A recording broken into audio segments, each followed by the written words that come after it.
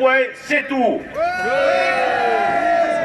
Le projet gouvernemental de loi sur la réforme des retraites entre en phase d'examen en vue de son vote au Parlement. Cette nouvelle séquence incarne la volonté de marche forcée pour un projet contesté par plus de 60% des Français et qui donne lieu à l'un des plus importants conflits sociaux depuis l'après-guerre. Après avoir négligé et méprisé les organisations syndicales, en ne tenant pas compte des propositions et revendications portées depuis plus de 2 ans, lors des multiples réunions de concertation avec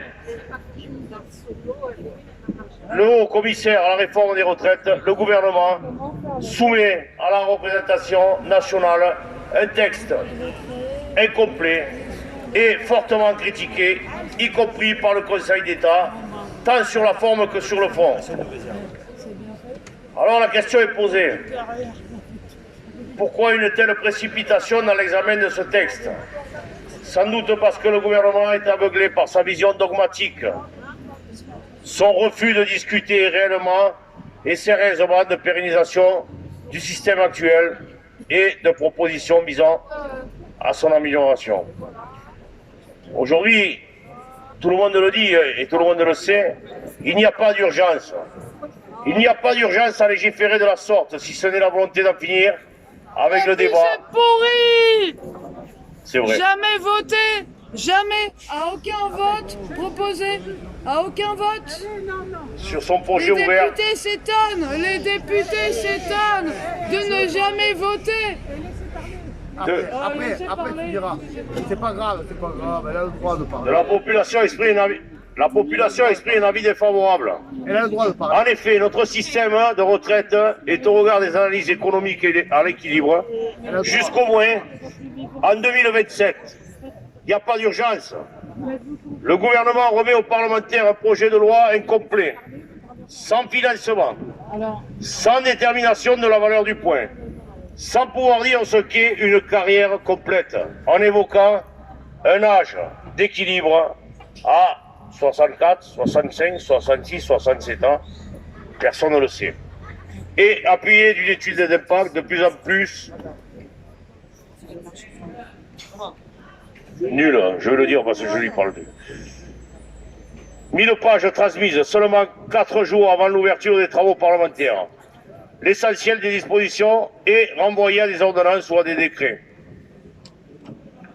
Qui peut, aujourd'hui, réellement croire que le président de la République et son gouvernement respectent les organisations syndicales, les élus de la République et ses institutions?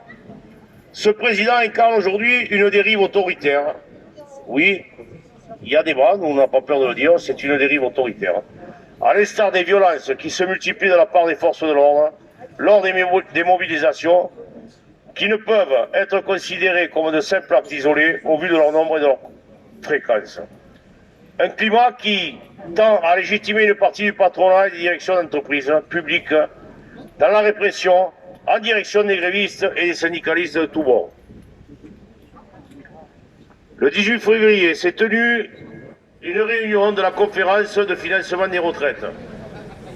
La CGT, appuyée par l'expertise d'économistes, a exposé ses propositions et s'est pour l'instant retirée de cette réunion.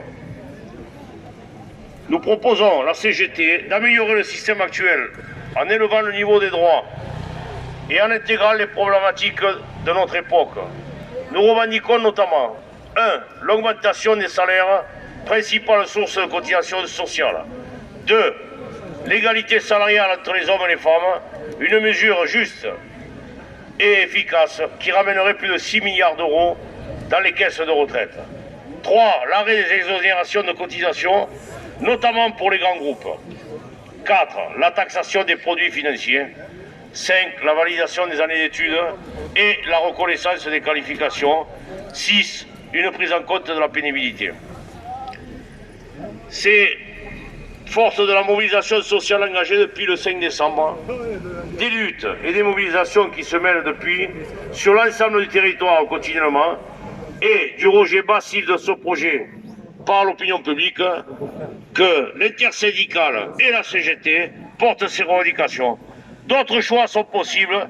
Le retrait du projet de loi s'impose. Tous en grève et manifestation jusqu'au retrait.